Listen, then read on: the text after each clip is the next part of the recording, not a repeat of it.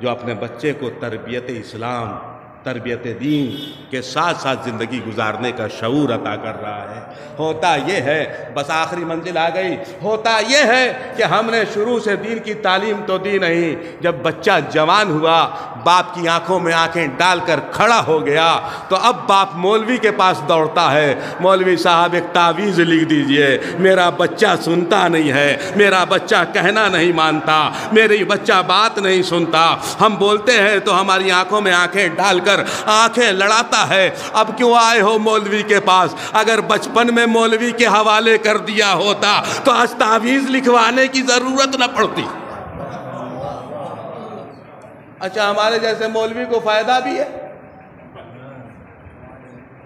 لگے تو چار اور آ جاؤ، اچھا تعویذ لکھوانا ہے، کیا ہو گیا، ایسا ہو گیا، تو ایسے تو نہیں لکھائے گی نا، اس کے لیے تو ہرن کی جھرلی چاہیے، معمولی تھوڑے ہے تعویذ لکھنا، آسان تھوڑے ہے۔ 30 سال پرانی بیماری ہے تمہارے بیٹا میں، شروع سے تو کچھ سکھایا نہیں، 30 سال پرانی بیماری، تب تعویذ لکھوانا ہے تو ایسے تھوڑے جائے گی بیماری۔ ہرن کی جھرلی چاہیے، زعفران اصلی چاہیے، اور فلاں چاہیے اور فلاں چاہیے۔ ارے سرکار لکھ دیجئے، جھرلی ہرن کے لیے زعفران، ارے سرکار ہم کہاں سے لائیں؟ تو 5000 روپے جمع کر دو، صلوات پڑھ دے بر محمد والے محمد۔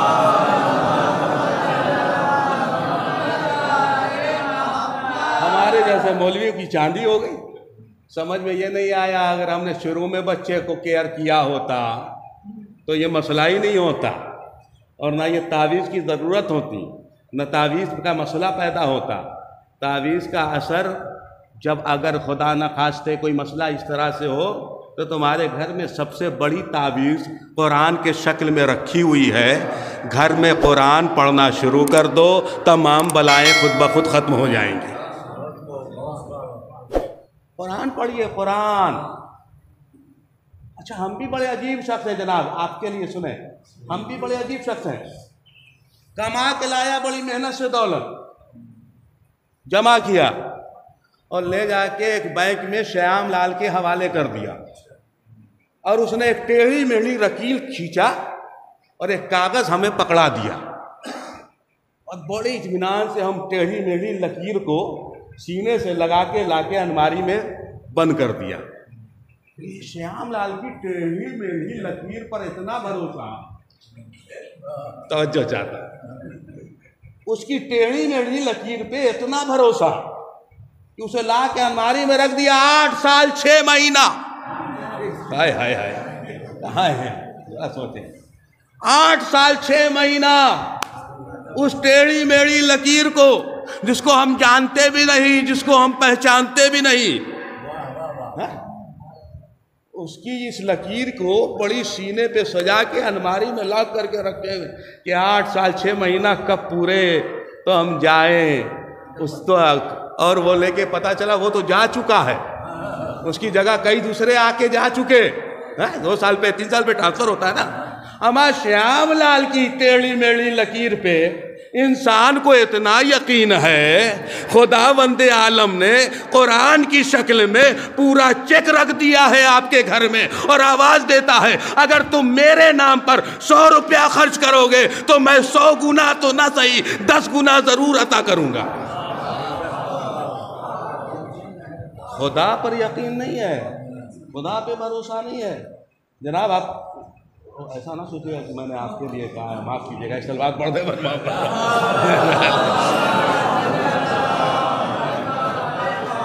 اصل میں کبھی کبھی لوگوں کو متوجہ کرنے کے لیے کسی کی طرف اشارہ کرنا پڑتا ہے۔ چلیے ان کی سلامتی کے لیے ایک صلوات پڑھ دیں۔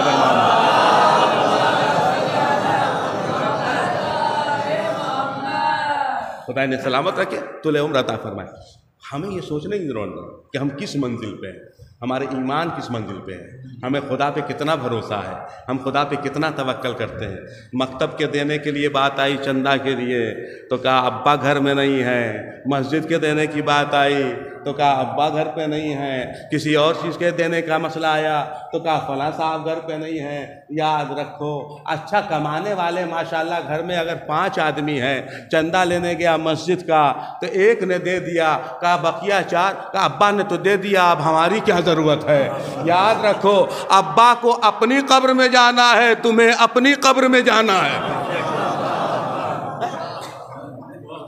کہ نہیں ہے بھائی؟ جو حالات حاضرہ ہیں وہ میں بیان کر رہا ہوں، ایسا نہیں ہے کہ جو ہے اور یہ سوچیے گا کہ مولانا ہمارے اوپر پڑھ لے، میں آپ کے اوپر نہیں پڑھ رہا ہوں کسی کے اوپر۔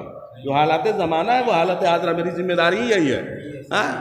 خیبر خندق تو سننا ہوگا تو سن لیجئے گا، وہ بھی سنا دیں گے، لیکن اب موقع کہاں ہے، اب تو 4 دن بچائیے آپ کے سامنے عرض کرنے کے لیے۔ ہمیں جو پڑھنا ہے وہ پڑھ رہا ہوں، ٹھیک ہے؟ بقیہ پسند آنا نہ پسند آنا وہ مسئلہ نہیں ہوتا، ہم تو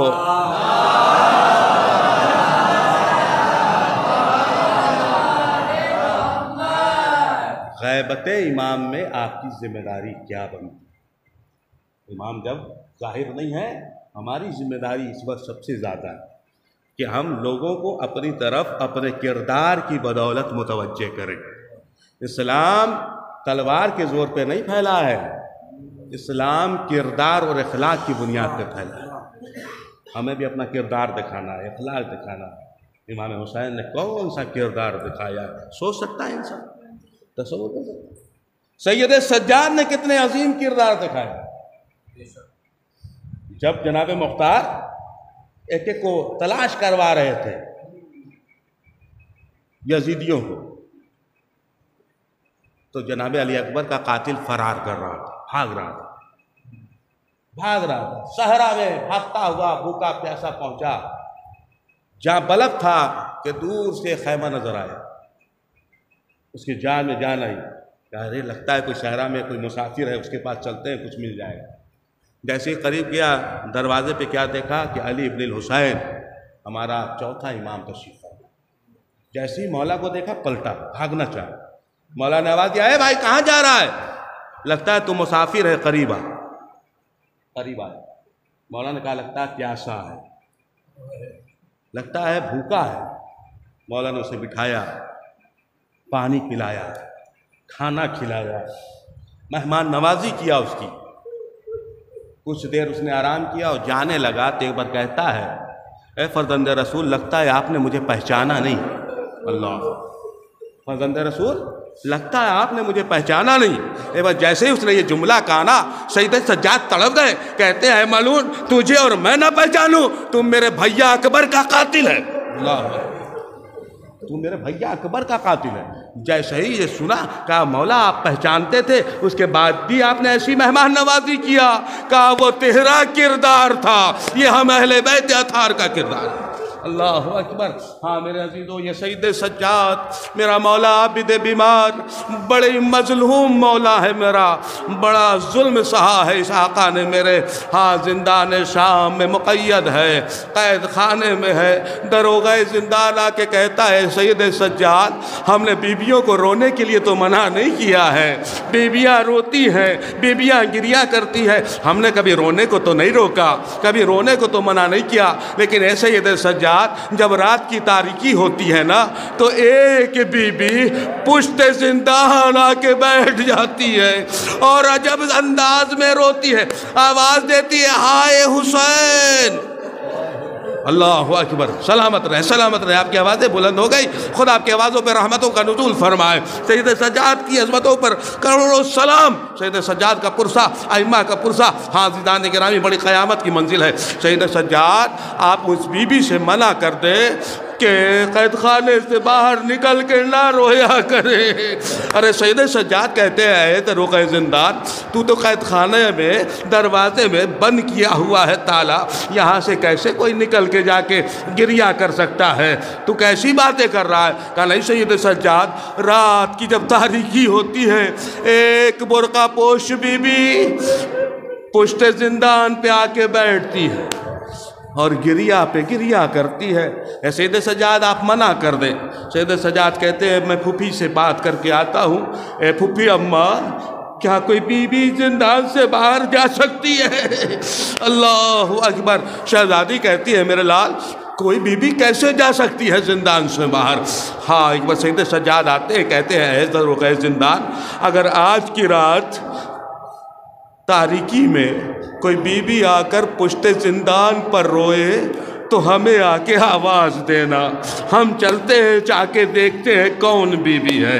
ارے ایک بار وہ موقع آیا، رات کی تاریکی چھائی، بی بی آ کے پشت زندان پر آواز دے رہی، ہائے حسین، ہائے پیاسا حسین۔ داروغہ زندان نے آواز سنا، تیزی کے ساتھ آیا، سید سجاد چلیے چلیے، چل کے دیکھیے پشت زندان پہ کون بی بی رو رہی ہیں۔ زینب نے سنا، آواز دیا سید سجاد میں بھی تمہارے ساتھ چلوں گی، میں بھی تمہارے ساتھ چلوں گی۔ سید سجاد اور شہزادی زینب نکلی، پشت زندان پر آئی، کیا دیکھا ایک بی بی ہے جو ہاتھوں کو پھیلائے آواز دے رہی، ہائے میرا غریب، ہائے میرا حسین۔ ارے ایک بار زینب آگے بڑھی اور بڑھ کے کہتی ہے، اے بی بی آپ کا بڑا شکریہ، اے بی بی آپ کا بڑا شکریہ، آپ اس رات میں میرے ماجائے پہ ایسے آنسو بہا رہی ہیں، میرے حسین پہ ایسے رو رہی ہیں۔ اے بی بی آپ کون ہیں، آپ کون ہیں؟ ایک بار جیسے ہی یہ زینب نے فریاد کیا، نقاب پوش بی بی نے آواز دیا، اے زینب تو نے نہ پہچانا، ارے میں تیری ماں فاطمہ زہرا۔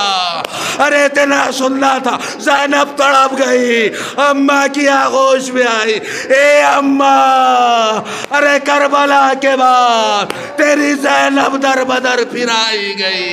ارے فاطمہ تڑپ کے آواز دے رہی، اے زینب تیری ماں تیرے ساتھ ساتھ، کربلا سے کوفہ، کوفہ سے شام۔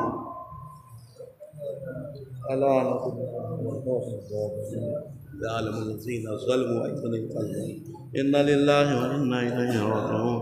پروردگار اس مختصر سی مجلس کو قبول فرما لے، مولا امام زمانہ کی معرفت عنایت فرما دے۔ اے میرے اللہ، ہم سب کو عمل خیر کرنے کی توفیق عطا فرما، ہم سب کے گناہوں کو درگزر فرما، سب کے مرحومین کی مغفرت فرما، جو بیمار انہیں شفا عطا فرما۔